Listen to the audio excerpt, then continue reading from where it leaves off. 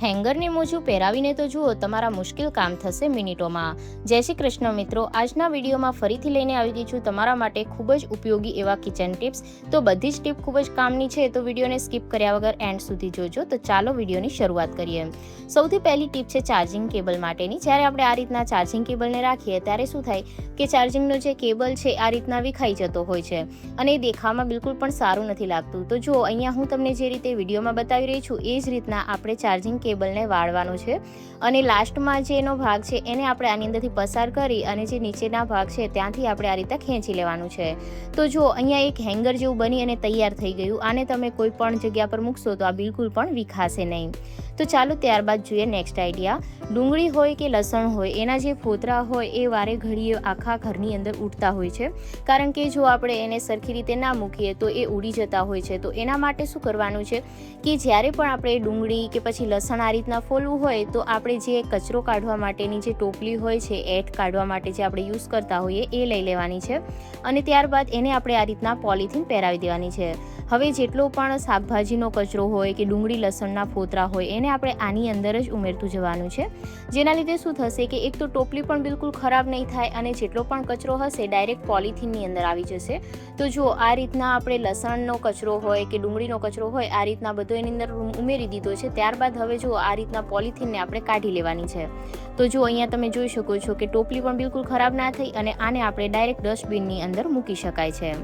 ત્યારબાદ જોઈએ next idea. ઘણા લોકોના ઘરની અંદર નળ અમુક એવા હોય છે કે એની અંદર પાણી છે ખૂબ જ વધારે ફોર્સથી આવતું હોય છે। તો જો પાણી છે એ તમારે એક ધારમાં જોતું હોય અને વધારે પડતો ફોર્સ તમારે ના જોતો હોય તો તમારે શું કરવાનું છે કે ખાલી થઈ ગયેલું કોલગેટનું પેકેટ લઈ લેવાનું છે। તો અહીંયા જો આ કોલગેટ છે એ ખાલી થઈ ગઈ છે।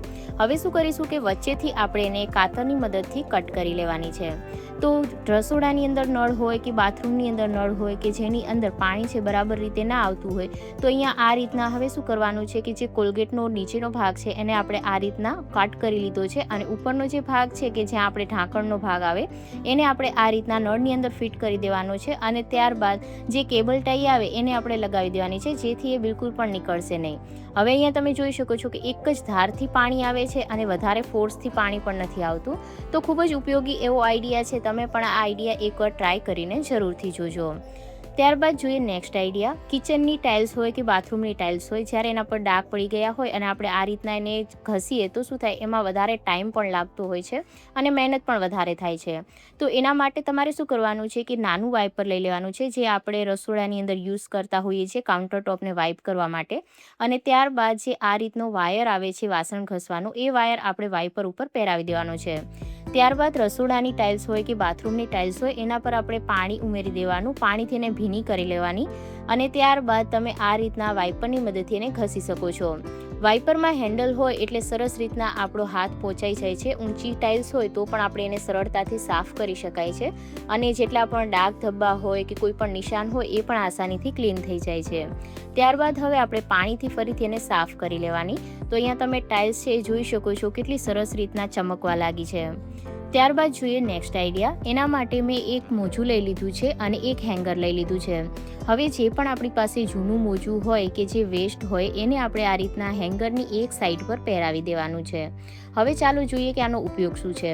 તો આપણા ઘરની અંદર અમુક ઘણા બધા એવા ખૂણા હોય છે કે જ્યાં આપણે સાવરણીથી કચરો વાળીએ તો સાવરણી ત્યાં નીચે નથી પહોંચાતી, જેમ કે કોઈ પણ ડ્રેસિંગ ટેબલની નીચેનો ભાગ હોય અથવા તો કોઈ પણ બેડ નીચેનો ભાગ હોય, તો ત્યાં તમે આ રીતના હેંગર અને મોજાની મદદથી સફાઈ કરી શકો છો। કેટલી સરળતાથી જોઈ શકો છો તમે, ધૂળ અહીંયા બહાર આવી ગઈ। ત્યારબાદ એનો બીજો ઉપયોગ છે કે આપણી જે સ્લાઇડિંગ વિન્ડો આવે એની અંદરની જે કિનારીઓ હોય એને સાફ કરવા માટે પણ તમે આનો ઉપયોગ કરી શકો છો। તો એના માટે મેં મોજાને ભીનું કરી લીધું હતું અને ત્યારબાદ આપણે આ રીતના ઘસીએ એટલે તમે જોઈ શકો છો કેટલી બધી માટી બહાર નીકળી છે। તો આ રીતના સરળતાથી તમારું મુશ્કેલ કામ છે એ મિનિટોમાં થઈ જાય છે। તો ચાલો જોઈએ ત્યારબાદ નેક્સ્ટ આઈડિયા।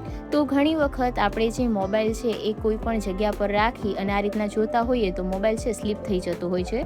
જો કે આપણે રસોડાની અંદર મોબાઈલ ક્યારે પણ રાખીને ના જોવો જોઈએ, પરંતુ કોઈ બીજી જગ્યા પર જેમ કે ડાઇનિંગ ટેબલ ઉપર તમારે રાખવો છે અને તમારી પાસે સ્ટેન્ડ નથી તો એના માટે એક જુગાડુ આઈડિયા છે। તમારે શું કરવાનું છે કે 2 રબર લઈ લેવાના છે અને રબરને એકબીજા સાથે આ રીતના ગાંઠ લગાવી અને એક લૂપ જેવું તૈયાર કરી લેવાનું છે। તો જો અહીંયા આપણે આ રીતના રબરના ગાંઠ મારી અને 2 રબર છે એને જોઈન્ટ કરી લીધા છે.